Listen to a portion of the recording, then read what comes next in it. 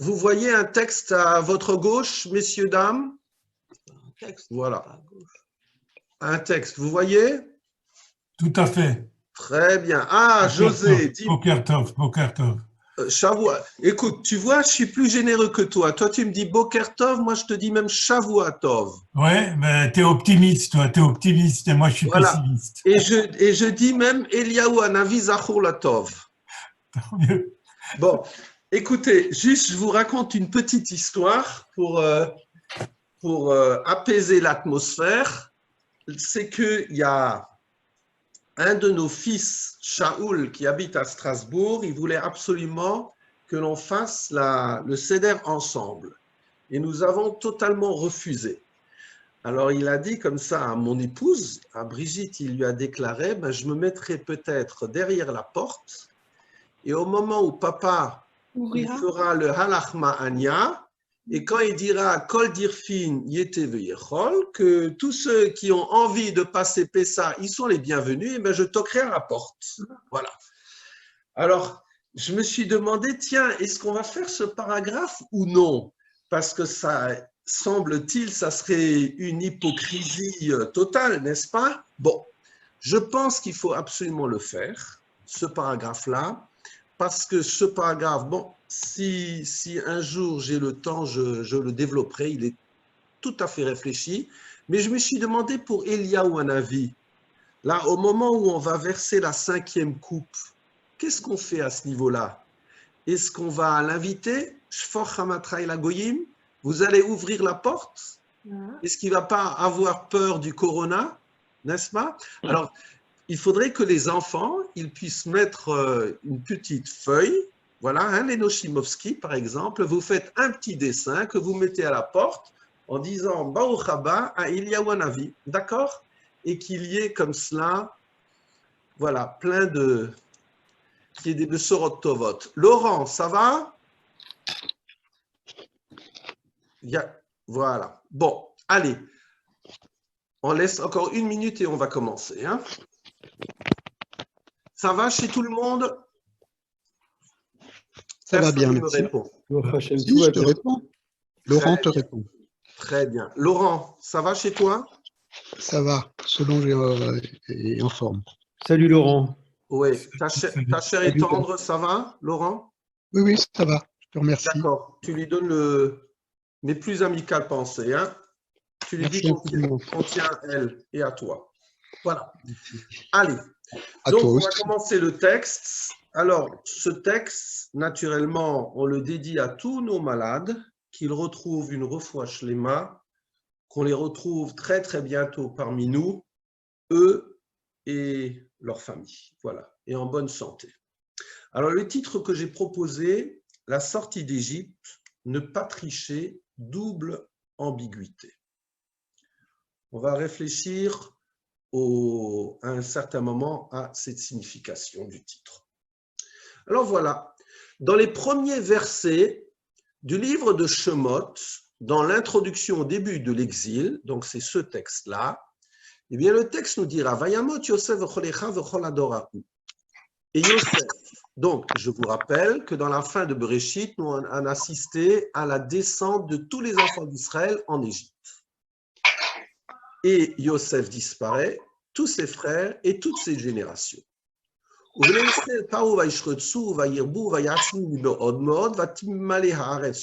les enfants d'Israël se sont fructifiés, se sont multipliés, ils sont devenus très solides et la terre, le pays, était empli par leur présence.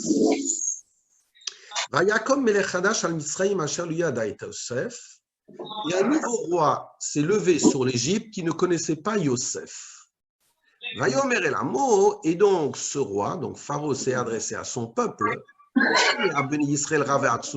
Voici le peuple des enfants d'Israël. C'est la première fois où on parle de nous en tant que peuple.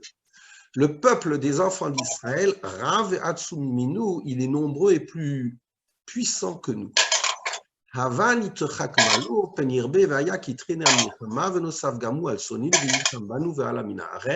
bien, utilisons d'intelligence, de stratégie contre lui, de peur qu'il ne se multiplie, donc c'est le problème des migrants, Et s'il arrive une guerre, c'est évident qu'il va s'associer à nos ennemis et il combattra contre nous, vers Alaminaretz, il montera dans le pays. Voilà.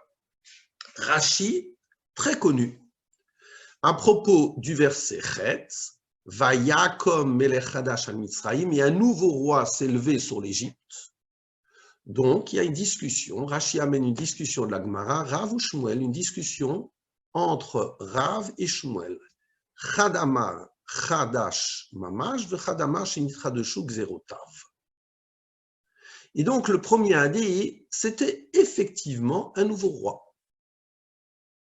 L'ancien a disparu, l'ancien pharaon, et le nouveau roi était là. Chadamar et le second dit, pas du tout. C'était le même, mais Shenitratshu Gezerotav, il a pris des nouveaux décrets. C'est-à-dire qu'en réalité, finalement, l'Égypte, qui devait à Yosef, dont on a parlé au début du verset, qui devait à Yosef le fait d'être sorti de la disette, d'avoir trouvé la solution pour échapper à la famine, eh bien, ce nouveau roi a fait comme s'il y avait une nouvelle page qui s'ouvrait dans un nouveau livre de l'Égypte, et donc Yosef aux oubliettes. Alors, comment est-il possible d'interpréter d'après Rashi Asher lo yada et Yosef, si c'était le même, mais il connaissait Yosef? Non, d'après Rashi, Asa atzmo keilu lo yada, il a fait en sorte comme s'il ne l'avait jamais connu. Voilà. Ça me rappelle beaucoup le fait que les enfants d'Israël qui ont toujours, ou les Juifs, qui ont toujours été dans différents pays, eh bien, ils se sont intégrés, ils ont beaucoup apporté au pays, c'était toujours les meilleurs patriotes, et voilà, quand la page a tourné, eh bien, quelque part, ils ont été vite oubliés. Donc, premier point, il y a une triche de la part de Pharaon. C'est évident, c'est cela. Il fait comme si les enfants d'Israël n'en leur doivent rien. Et du côté des Hébreux, comment ça s'est passé? Et alors là, de façon très curieuse, vous allez voir que, c'est ce que j'ai dit, la double ambiguïté, vous allez voir que même du côté des Hébreux, au moment où on devait sortir de l'Égypte, eh bien, ça ne s'est pas fait de façon du tout évidente, en tout cas dans la tractation qui a eu lieu entre les enfants d'Israël, leurs dirigeants peut-être, Moshe, Aaron et les Égyptiens eux-mêmes. Premier point, She'elat Kelim. She'elat Kelim, c'est le fait de demander des objets au moment de la sortie d'Égypte. Voilà. Dans la Sidra de Shemot elle-même, il sera marqué donc c'est Dieu qui parle à Moïse au buisson ardent. Et il le prévient quand il lui donne la mission. Je sais parfaitement que le roi d'Égypte ne vous donnera pas la permission de partir, et même lorsqu'il y aura un bras étendu.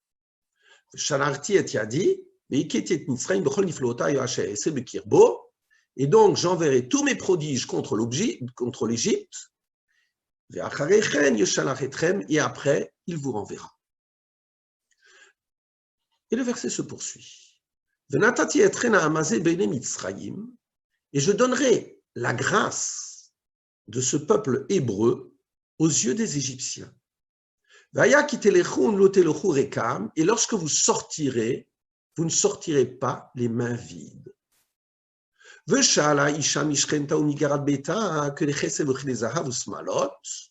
Et une femme demandera à sa voisine, et à celle avec laquelle elle habite dans la même maison, des objets d'argent, des objets d'or, des robes, et vous les placerez sur vos enfants, vos fils et vos filles, et vous sortirez, vous viderez littéralement l'Égypte. C'est intéressant d'ailleurs de le lire à haute voix, parce que ces objets-là, on les met sur nos fils et sur nos filles, pas sur nous-mêmes. Je n'avais jamais fait attention à cela. Et donc, vous dépouillerez l'Égypte. Nous voyons que cette expression, elle réapparaît dans le chapitre 11. Vayomer Hashem el Moshe. Donc, à la fin des makot, à la fin des plaies, Hashem s'adresse à Moshe, il lui dit Od nega echad avi al paro ve'al Mitzrayim. J'imposerai encore une plaie contre Paro et contre l'Égypte. Acheren yushalach etrem misé. Et après cela, il vous enverra d'ici que Shalochao, Kala, Garesh, Garesh et Tramisé, il vous enverra complètement, à titre définitif. Le verset se poursuit. Daberna be'oznea vishalu ishmetreu.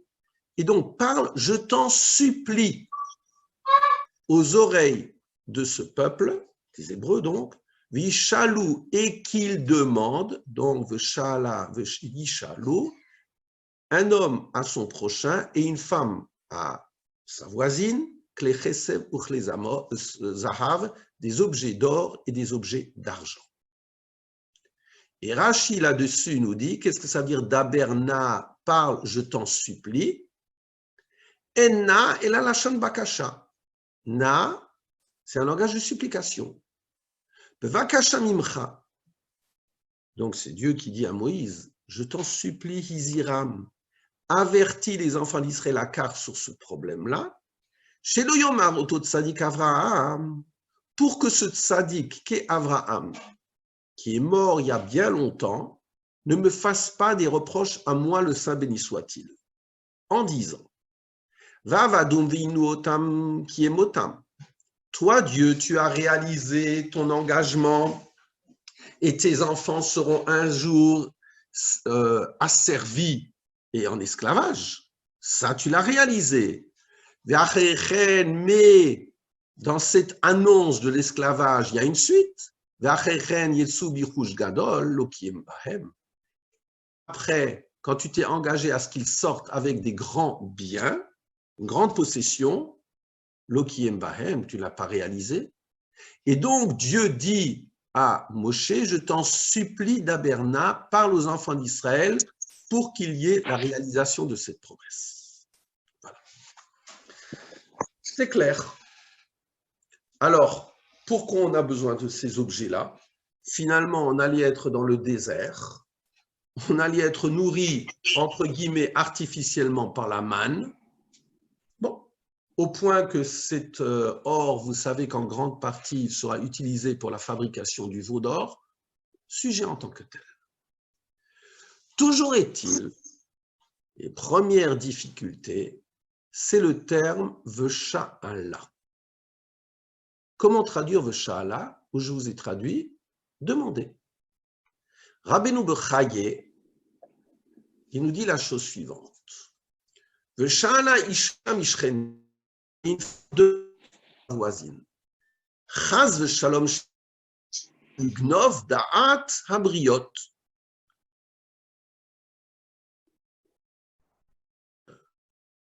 Ignominie, que le Saint béni soit-il, de voler, littéralement, de voler da'at habriot. Je reviendrai là-dessus, ce que pense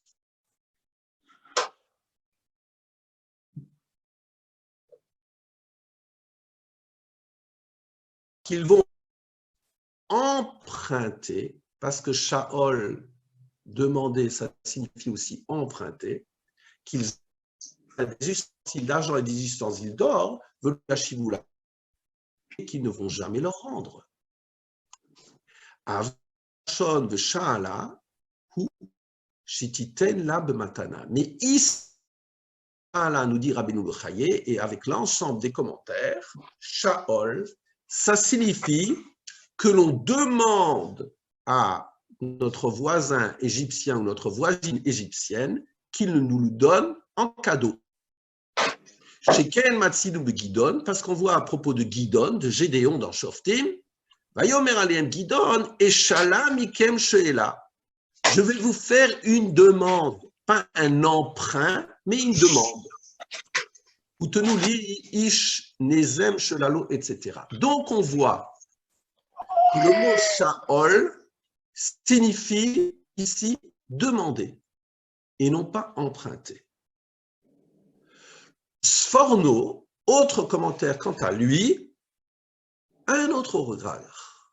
Venit samtel et Mitzrayim, et vous dépouillerez, vous viderez l'Égypte.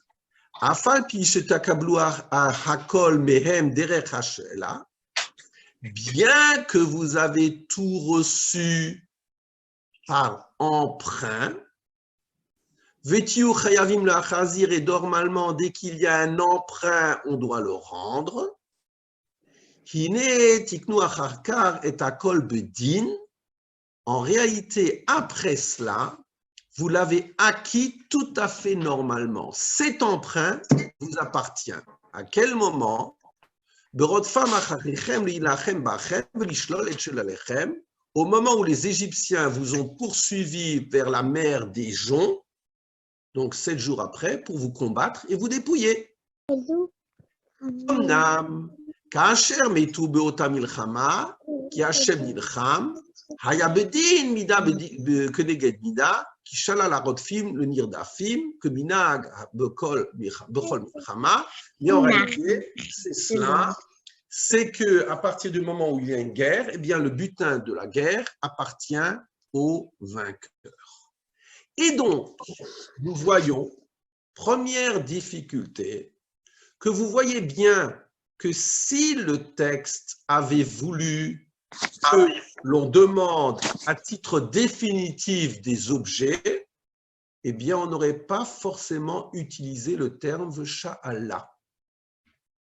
Vous voyez qu'il y a une ambiguïté du texte. Pourquoi est-ce que finalement, lorsque l'on se tourne vers l'Égypte, Vesha'ala, eh bien, on n'avait qu'à dire, tu me donnes des objets, ils acceptent ou ils n'acceptent pas. On voit que le Sforim a vraiment cette difficulté-là.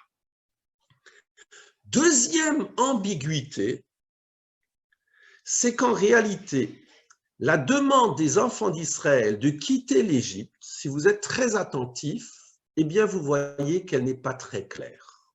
À savoir, moi je me serais imaginé à ce que lorsque l'on sort de l'Égypte, on leur dit carrément, vous nous laissez sortir, vous nous rendez notre liberté. Il y a un enfant qui parle. Vous nous rendez notre liberté et on part. Ce n'est pas ce qui est dit. Regardez cela. C'est le deuxième ambiguïté, la deuxième ambiguïté, Derer Shloshet Yamim. Voilà. Comment c'est formulé? Tout de suite, au buisson ardent, il y a un Hachem qui s'adresse toujours à Moshe. Et quand il lui donne l'ordre de mission, voilà ce qu'il lui dit. L'Herve Asafta et Zikne Israël. Va, tu vas rassembler les enfants d'Israël.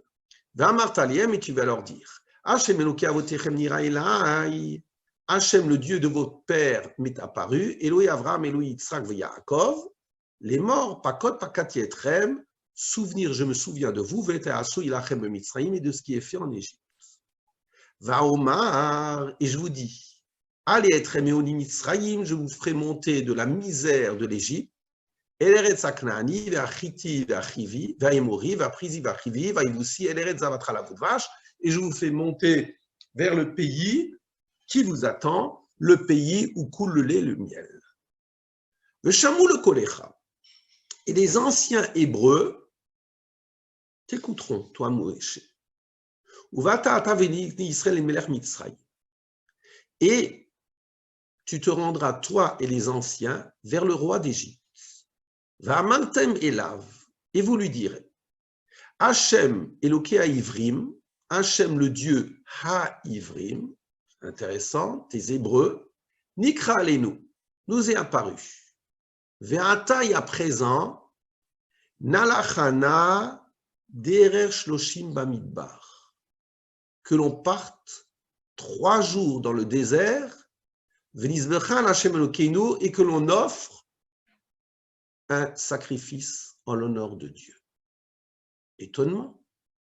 Finalement, quand Moshe s'est adressé aux anciens, eh bien, il leur dit, allez être Meoni Mitzrayim, je vous fais monter de la misère de l'Égypte, El Eretz Zavatra la vache, vers le pays d'Israël. Or, lorsque l'on s'adresse à Paro, eh bien on dit que l'on parte 3 jours dans le désert. 3 jours, ça signifie que l'on revient. Ambiguïté. Alors vous allez me dire que peut-être c'est une stratégie et que jamais Pharaon nous donnerait la permission de partir à titre définitif. On voit qu'il y a des redondances. Autre texte. Quand finalement il y a Moshe et Aaron qui se présentent chez Paro, eh bien, Moshe et Aaron vayomru el Paro, Ko amar Hashem Eloki Israël, Shalach et Ami, renvoie à mon peuple, Ve'achoguli bamidbar, et qu'il me fasse une fête dans le désert. Vayomer Paro mi Hashem, Asher yishma bekolo, qui est ce Dieu que j'écoute sa voix? Shalach et Israël velo yadati et Hashem, vegab Israël ou Hashariach, je ne connais pas ce Dieu, et Israël, je ne le renvoie pas. Vayomeru, et alors ils ont rétorqué, Elohe Evrim Nikra Aleinu, le Dieu des Hébreux nous a appelés, Nelachana derer Shloshet Yamim Bamidbar, que l'on part 3 jours dans le désert et qu'on en fasse des offrandes. Et la 3e fois, c'est de nouveau la même chose. Vayas Hashem Ken, Vayavo Arov Kaved Beta Paro. Lorsqu'il y a eu Arov, les bêtes sauvages, donc une plaie très lourde, dans la maison de Paro, Bet Avadav et de ses esclaves, ou Bechol Eretz Mitzrayim, qui shachet haaretz mipnei Arov, et la terre a été dévastée devant les bêtes sauvages. Vayikra Pharaon el Moshe et Aaron, vayomer lochu zifru l'Elohechem ba'aretz, allez parti offrir. Vayomer Moshe lo nachon asot ken ki toavat Mitzrayim nisbach l'Hashem Elokeinu. On ne peut pas faire cela chez vous. Si on va abattre l'abomination de l'Égypte, bon, il y a beaucoup d'explications à ce niveau-là, mais en tout cas, la divinité égyptienne devant vous, les Égyptiens ne vont-ils pas nous lapider? Derrière Sheloshet Yamim Deler Bamidbar, eh bien, que l'on part 3 jours dans le désert, Vezavarnu, l'Hashem Elokeinu, Kasher Yomar Eleinu, et que l'on fasse un sacrifice en l'honneur de Dieu, Kasher Yomar Eleinu, comme il nous l'a dit. Mais où est-ce qu'il a dit ça? Alors c'est difficile. Et quand vous regardez le texte, vous voyez effectivement que jamais, passé en revue, jamais il y a eu dans ces discussions, dans ce bras de fer entre Moshe et Paro, je ne crois pas qu'il y ait eu un moment où on a dit on part à titre définitif. 2 ambiguïtés donc. La première ambiguïté, c'est dans le don, l'emprunt des objets, dans Veshala Isha. On n'avait qu'à dire qu'une femme demande, qu'une femme se fasse donner par sa voisine. Et deuxième ambiguïté, que l'on parte 3 jours, jamais il n'y avait une intention de ne partir que 3 jours. Voilà. Or, il y a dans la Sidra de Mishpatim une phrase bien connue, Midevar sheker tirchak. Le mensongère, tu dois t'éloigner. Venaki vetzadik al ta'arok, kiloat zdik racha. Voilà. Toujours est-il, je ne vais pas rentrer dans la Midvar sheker tirchak. Et pour approfondir la question, il y a une Tosefta dans Baba Kama qui nous dit la chose suivante.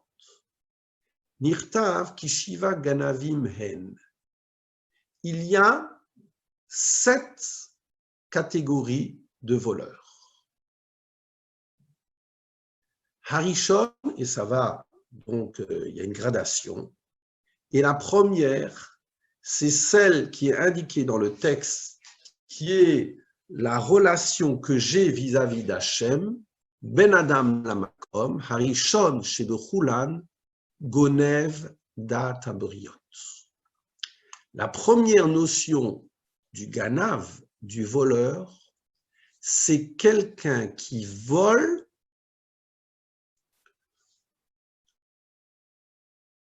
ce que pense autrui. De quoi parle-t-on? Le Rambam, dans Hilchot Deot, nous dit la chose suivante. Asur la'adam le hanik atzmo b'divrei chalakot ou pitouy. Un homme n'a pas le droit de se conduire avec hypocrisie et séduction, même si l'autre n'est pas au courant. Velotier achad b'peh ve'achad balev, et un juif ne peut pas dire une chose et penser autre chose. Et là, toho kebaro, mais tor, son intérieur doit être l'équivalent de ce qu'il va exprimer. Ve'inyan shebalev huadavar shebape, et ce qu'il a dans le cœur, c'est cela qu'il exprime. Et donc, ve'asur lignov da'at habriot ve'afilu da'at hagoy. Et donc, je n'ai pas le de voler. C'est le terme voler. Ce que pense autrui, ve'afilu da'at hagoy, et même si autrui est un non-juif. Et Rambam continue. Il nous dit la chose suivante. Vous m'entendez? Mes chers amis, quelqu'un m'entend? On t'entend. On vous entend. D'accord, très bien. Vous voyez mon sourire même ou même pas? Il y a un contre-jour. Il y a un contre-jour, très bien, voilà, d'accord. Alors, Rambam, maintenant, bon, si vous voyez le contre-jour, alors vous voyez que j'ai droit à un café, voilà, le chaim pour tout le monde.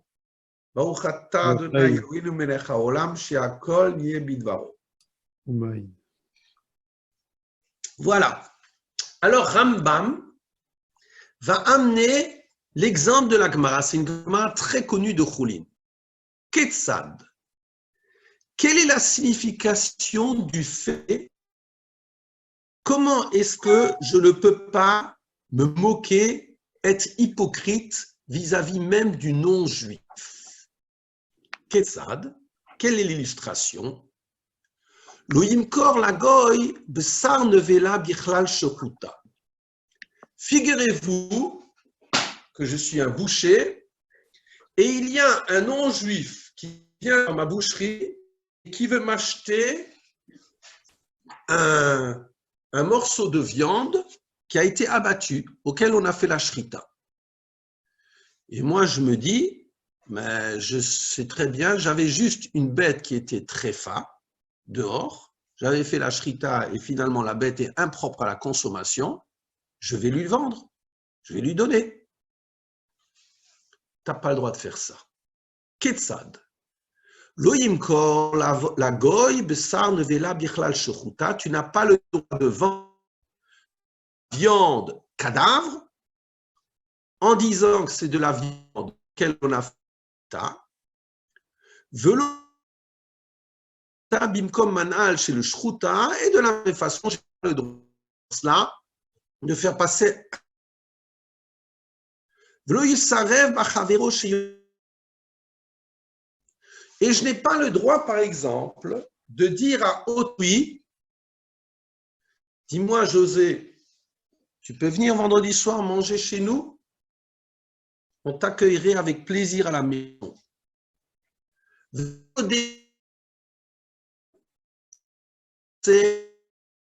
viens manger chez autrui. Par exemple, le principe comme quoi il ne mange pas chez ou bien il a un régime spécial. Claude, excuse-nous, il y a eu des petites coupures là sur la dernière minute.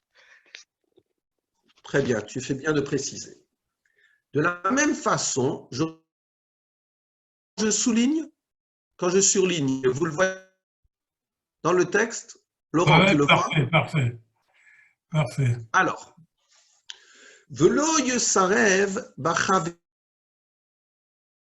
Je n'ai pas le droit d'insister auprès de mon ami pour qu'il vienne manger chez moi, Vous yodéa chez Ochel. Alors, c'est par exemple, je sais que le fruit va partir pour le prochain week-end. Et alors moi, je veux me faire passer pour un type bien, et je viens et je lui dis, tu sais, j'aurais eu beaucoup de plaisir à t'accueillir pour Shabbat. Je n'ai pas le droit de faire ça.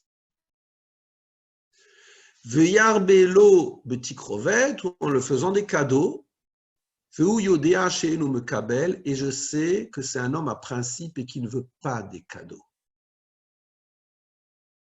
Ou bien, je n'ai toujours pas le droit d'être un hypocrite.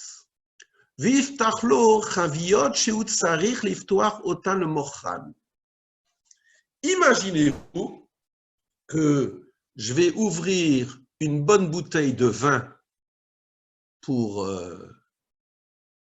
la fête, pour Shabbat, et il y a mon ami qui vient. Et je lui dis, tu sais, en ton honneur, j'ouvre une bonne bouteille. Mais c'est dégueulasse. En réalité, tu n'as pas ouvert la bonne bouteille pour ton ami, tu l'as ouvert pour ton propre plaisir. Et donc, on dit cela, que dès le fatoto, tu n'as pas le droit de faire en sorte que tu veux, que tu veux le séduire, donc, que tu as ouvert cette bouteille. Basé, alors,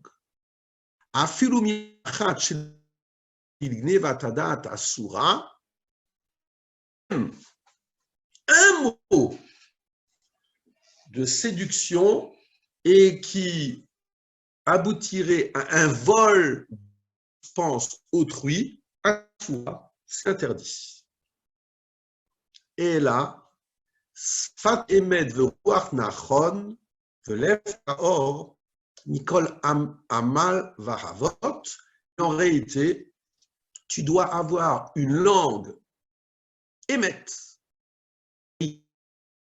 Veruach nachon, et tu dois être en symbiose avec ce que tu penses. Velev haor, tu dois avoir un cœur propre de toutes les génuflexions. Voilà. Alors, c'est-à-dire, mais l'autre n'en saura rien. À partir du moment où j'insiste pour inviter l'autre, alors que je sais qu'il doit partir en voyage et que l'autre va me refuser mon invitation pour Shabbat, ou bien si j'ouvre une bonne bouteille ou je fais un bon plat, c'est pour ma jouissance personnelle et je dis à l'autre, tu sais, je l'ai fait en ton honneur, c'est de l'hypocrisie, mais lui n'en saura jamais rien. Par principe, je n'ai pas le droit de le faire. Je dois être donc en paix, en exigence avec moi-même. C'est ce que l'on appelle sur le Issour Ligus, l'interdit de ce que pense, tricher avec ce que pense autrui. Alors maintenant, regarde que par on triche avec nous-mêmes en faisant semblant de ne plus connaître. Ça, c'est du côté de la triche, du côté des Hébreux, et avec le chapeau en plus. Quand j'ai emprunté, vous voyez comme je trébuche. Quand mais ma formule, j'ai demandé, s'il te plaît, est-ce que c'est prêt toi? Ou de la même façon, lorsque jamais je lui ai dit, tu sais, on ne se reverra plus jamais. Partir 3 jours, dont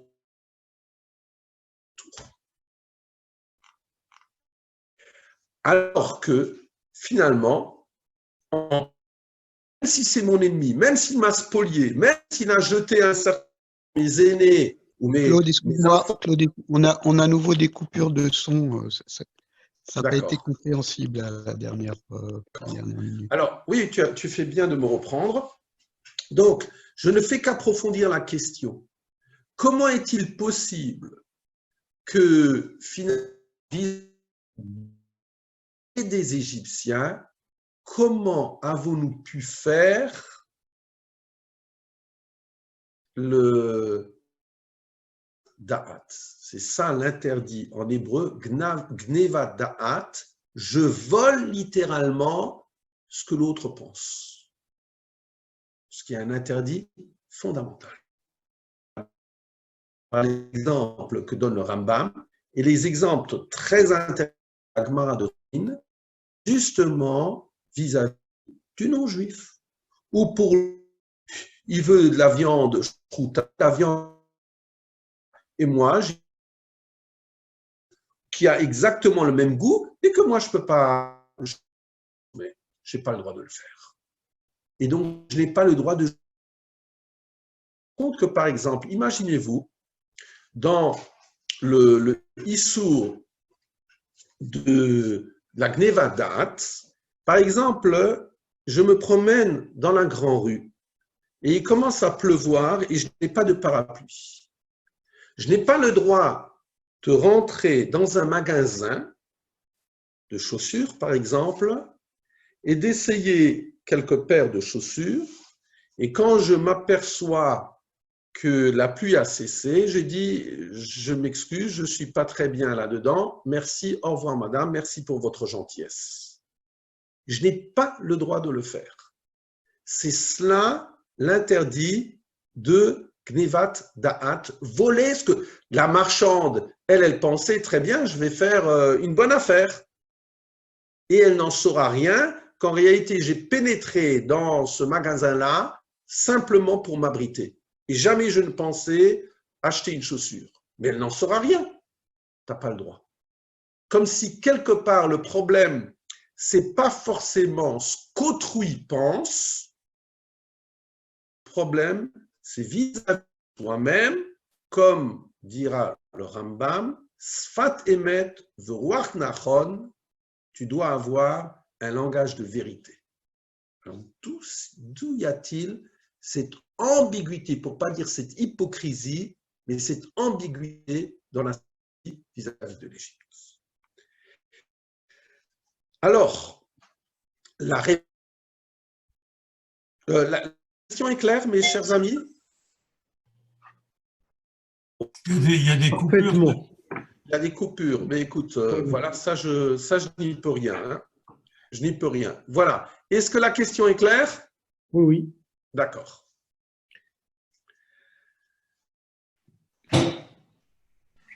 Il y a plusieurs réponses qui sont proposées par nos maîtres, mais ce que je vous proposerai comme réponse, c'est celle-là.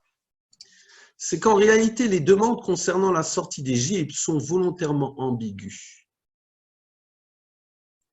Car toute dissimulation ne serait-elle justifiable que par l'attitude future du peuple d'Israël dans son quotidien. Ça veut dire qu'en réalité, il y a le temps T où je suis sorti d'Égypte et je suis sorti suite à cette ambiguïté, cette double ambiguïté de langage. Eh bien, en réalité, peut-être cela ne peut être justifiable que par la façon dont moi-même, dans la suite de ma vie, moi qui suis sorti d'Égypte, comment est-ce que je justifie le fait que je sois sorti d'Égypte? On va faire 3 exemples si j'en ai le temps. Le premier exemple, c'est dans le livre de Vaïkra.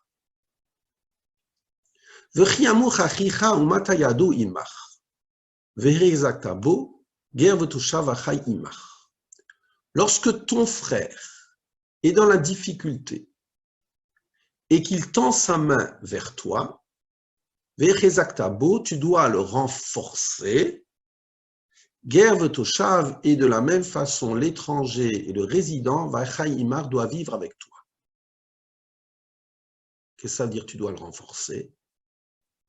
Altikar meito nesher vetarbit, vis-à-vis du juif, tu n'as pas le droit de prendre de l'intérêt et de l'usure. V'yareta amelokecha, et tu craindras ton Dieu. V'chei achicha imach, et ton frère doit vivre avec toi. Et donc, redoute. Et kaspecha lotiten lo benesher u'marbit lotiten ochlecha, ton argent, tu ne dois pas le donner avec intérêt et usure, tu ne dois pas donner ta nourriture. Pourquoi? Ani Hashem Elokechem asher hotzeti etrem eretz Mitzrayim, je suis l'Éternel, votre Dieu, qui vous ai fait sortir de la terre d'Égypte, la tête lachem eteretz Knaan, pour vous donner la terre du Cananéen, liot lachem l'Elohim, pour être pour vous un Dieu. Quel est le rapport entre l'intérêt d'usure, et qui est un interdit fondamental de la Torah, très important, et la sortie d'Égypte? Rashi, Veyareta meloecha, et tu craindras Dieu. Le fiche dato shel adam nimshechet achar ribit, comme chacun d'entre nous est toujours tenté par l'intérêt, veut cacher l'ifroche et menou, et qu'il a des difficultés à s'écarter d'un intérêt. Ou moré le atzmo heter bishvil meotav she'ayu betelot etzlo, et qu'il se trouve toujours une permission pour son argent inemployé chez lui. C'est-à-dire, à partir du moment où quelqu'un est dans la difficulté, lui prêter 1 000 € pendant 6 mois, à la place de le faire fructifier, je sais bien que la caisse d'épargne actuellement, ce n'est pas florissant, mais il y a peut-être d'autres moyens. Et donc, de ne pas le placer pour me procurer un intérêt, mais de lui donner gratuitement ces 5 000 € et il me rendra 5 000 €, c'est difficile. C'est la raison pour laquelle, Utsrach Lomar, le verset me dire, Yareta melokecha, tu craindras Hachem. Pas que tu lui dises, j'ai pas d'argent à te payer, à te prêter. Non, tu dois prêter. Tu crains Hachem.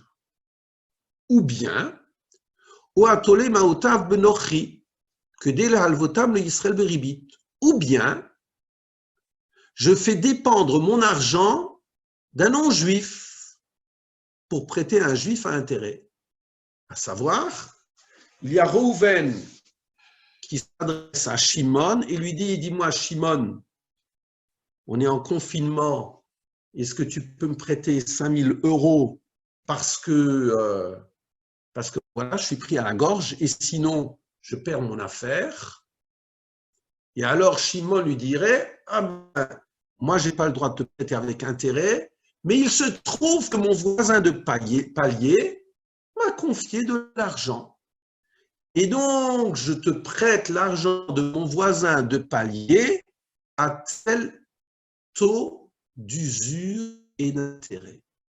Donc, j'utiliserai quelque chose d'hypocrite alors que... Et donc,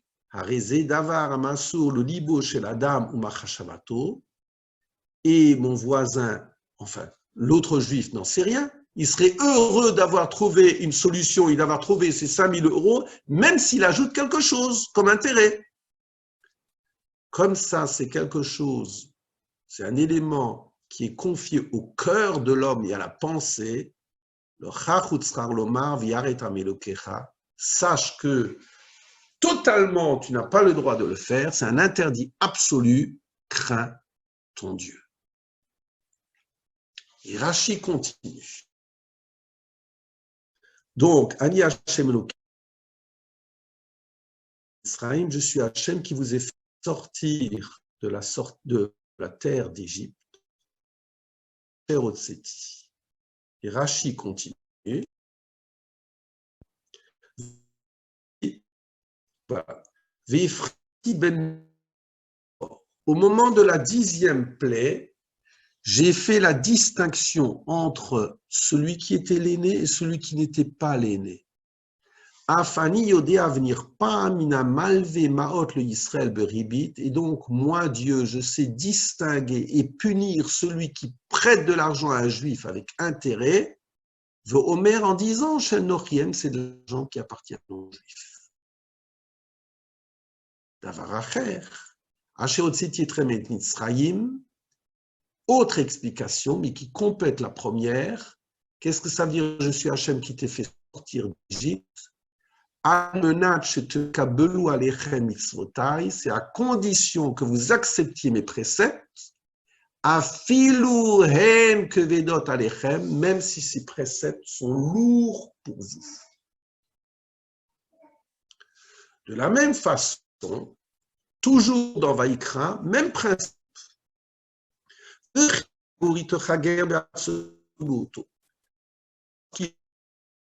Dans votre pays, vous n'avez pas le droit de l'opprimer. Que Ezrach mikem yilachem hager agar itechem ve'aftalo kamocha ki geri meitem beretz Mitzrayim. Comme un résident parmi vous, il doit être cet étranger. Tu dois l'aimer. C'est dit même pour l'étranger. Qui guérit meitem beretz Mitzrayim parce que vous-même vous avez été étranger dans la terre d'Égypte. Ani Hashem Elokechem.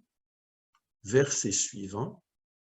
L'otasu avel bamishpat, vous n'avez pas le droit de faire d'iniquité dans le droit. Bamida, bamishkal ou bamsura, toute unité de mesure et de liquide. Mozne tzedek, avne tzedek, efat tzedek, vehin tzedek, yelachem, ani Hashem Elokechem. Vous devez avoir des balances vraies, justes, parce que Ani Hashem Elokechem, je suis Hashem votre Dieu, Asher Otseti et Tremeretz Mitzrayim, qui vous a fait sortir d'Égypte. Voilà. Je vais droit à ce qui m'intéresse. Donc, Lota Suavel Bamishpat.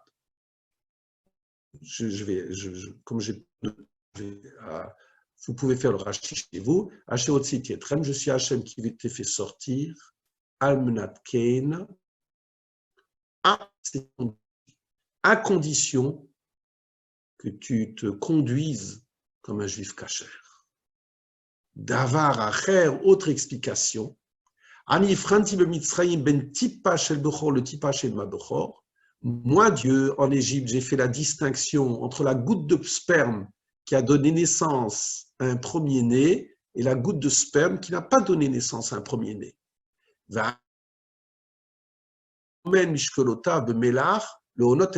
Eh bien moi, Dieu, je serai fidèle à punir celui qui ajoute du poids donc à son unité de poids, à la mesure étalon, en ajoutant par exemple du sel, le honot et abriot, en trompant les créatures chez Elmakirim Bahem qui n'y voient que du feu. Je suis chez le commerçant. Eh bien, voilà, sur la balance, eh bien, il y a des saletés ou autre chose, il ne les retire pas. Et donc, lorsque j'achète 1 kilo de viande, en réalité, je n'aurais acheté que 980 grammes et je paye pour 1 kilo. Il y a triche. Moi, je ne le vois pas. Eh bien, Dieu, qui a fait ces distinctions entre ces gouttes-là, sait faire la différence. Et c'est très troublant. Comme si quelque part, Dieu nous a fait et il a parié sur nous. Cette ambiguïté, j'allais presque dire cette hypocrisie de la sortie, emprunter, demander des objets, partir 3 jours, partir ad aeternam, cette ambiguïté qui était peut-être indispensable, pourquoi s'est-elle faite ainsi? Pour savoir qu'en réalité, celui qui en a bénéficié, c'est-à-dire vous et moi, eh bien, je ne peux justifier de cette ambiguïté que si dans ma vie de tous les jours, je suis capable d'être un homme limpide, sans hypocrisie aucune. Et c'est la raison pour laquelle je termine par un passage très connu que vous connaissez tous, le 3e paragraphe du Shema. Dans le 3e paragraphe du Shema, on parle des tzitzit, et quand on parle des tzitzit, on dira le man tiskru va'asitem et kol mitzvotai, quand tu regardes les tzitzit, tu dois te souvenir et vouloir réaliser toutes les mitzvot, et tu seras à part pour Dieu. Je suis Hachem qui vous ai fait sortir d'Égypte pour être vous comme un Dieu. Mais pourquoi est-ce qu'on parle de nouveau de l'Égypte à ce niveau-là? Rashi, Ani Hachem, Neeman le Shalem Sachar. Alors, il est dit donc Ani Hachem Elokechem. Le premier nom de Dieu, je suis capable de vous donner votre récompense quand vous conduisez correctement. Elohechem, Nema lui para, la notion de Elohim, c'est le Dieu de justice et de rigueur. Je suis aussi capable de punir. Et Rashi continue, Lama Neema Yotziat Mitzrayim. Et pourquoi parle-t-on ici de l'Égypte? Et Rashi nous refait la leçon. Et lui qui écrit de façon très économe, pourquoi a-t-il besoin à chaque fois de me rappeler cela? Je suis Hachem qui ai fait la différence entre la gourde de sperme qui a donné naissance à un premier-né, à la gourde de sperme qui n'a pas donné naissance à un premier-né.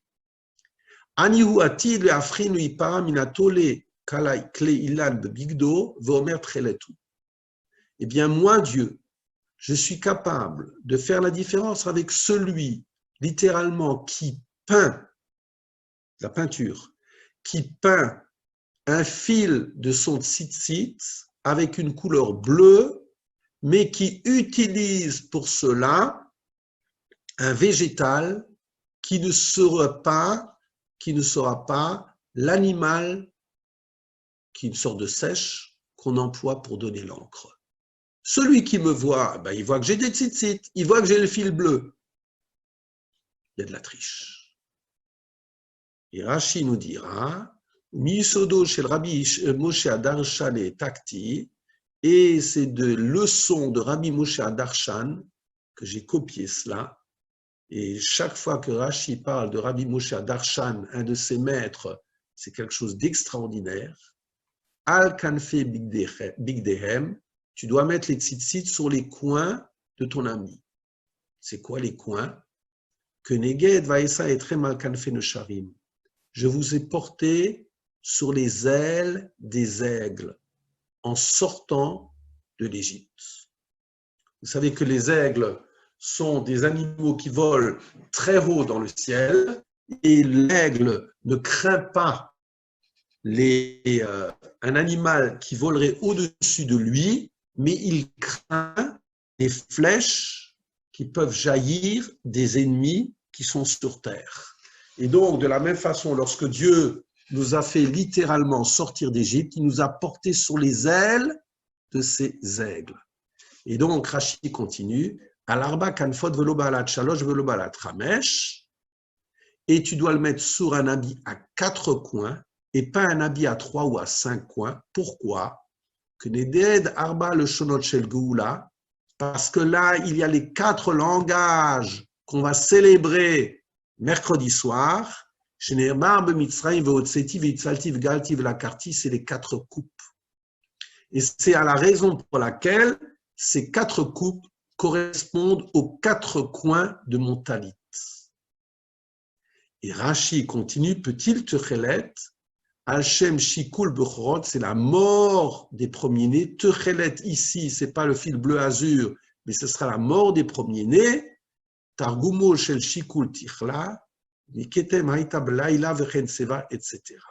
Et donc, ou Shmone Chotim Sheba, et il y a les 8 fils des tzitzit, que Neget Shmone Yamim Sheshaou Israël Misheyatsu Mitzrayim Ache Amru Shira Ala Yam, eh bien, nous savons très bien que entre la sortie, début de la délivrance, qui s'est passée Erev Pessah, jusqu'à la sortie effective, le 7e jour où l'Égyptien a été noyé, et où moi j'ai dit la Shira, eh bien, c'est là qu'il y a eu la délivrance totale. Eh bien, en réalité, c'est cela que je voulais peut-être, mes chers amis, simplement montrer, que si Hachem a parié chez nous, et d'une façon ambiguë, c'est parce qu'en réalité, la justification de tout cela, c'est dans ma quotidienneté, parce que non seulement je dois être propre vis-à-vis d'autrui, mais je dois être propre, surtout d'abord, propre vis-à-vis de moi-même. Voilà. Vous avez des questions? On va aller prendre une douche. Pour être encore plus propre, c'est ça? Voilà. Très bien. Allez, je vous souhaite beaucoup de courage, qu'on entende surtout des bonnes nouvelles des familles et naturellement de tous ceux qui sont sur le lit de douleur. Amen. Shavua Tov. Shavua Tov. Merci.